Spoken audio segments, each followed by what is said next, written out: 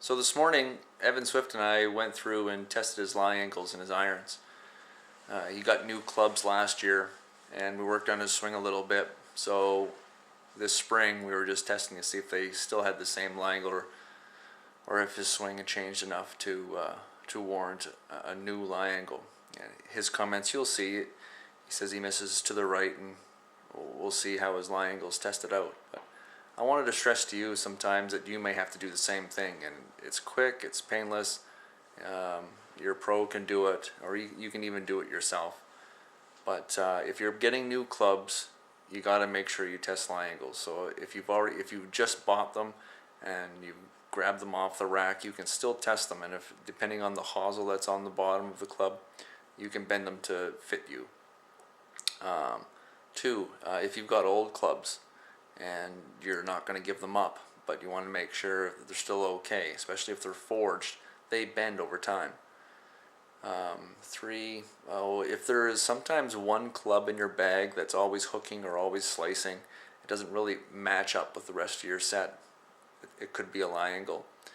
And lastly, if sometimes you hook irons and slice woods, or vice versa, slicing irons and hook woods, sometimes your set of irons is making that happen. It could be shaft as well, it could be other things, it could be the lengths of the clubs, but sometimes it's lie angles. So take a look at this little video. Evan Swift and I just go through a quick process of checking lie angles. What would you say your tendency is again if you were missing your iron? Probably 6. So you miss right. Yeah. And what's your lie angle now? I think 2 degrees up. 2 degrees upright.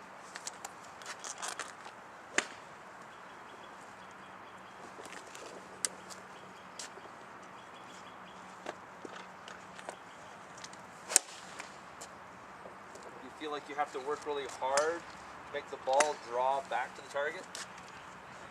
Not really. But if you were to miss, you would miss right. Okay. So let's start with your 5 iron.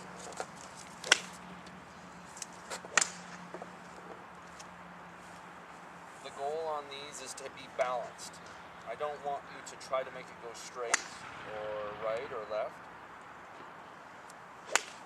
My importance, or the importance to checking lie angles, is if you're on your toes or heels, not centered and balanced, you're going to get a mixed up reading. So you let me know if you're not, and I want you to focus on that and that alone in your shot.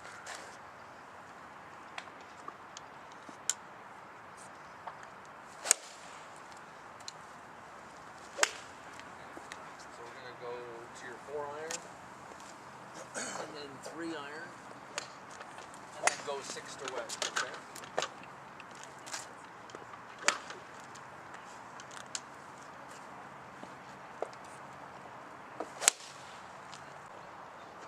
So if you take a look at Evan's marks, they're all on the toe, which plays into exactly what his miss is.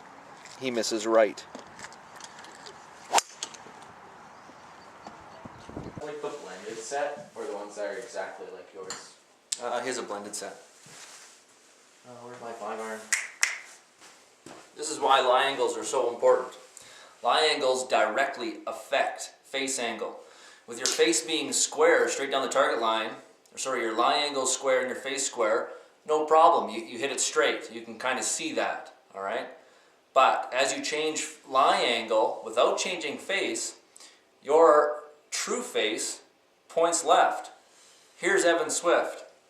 He's got toe down. His true face is actually pointing to the right without even changing face angle. So he actually has to have a closed face angle just to make his true face point directly at the target.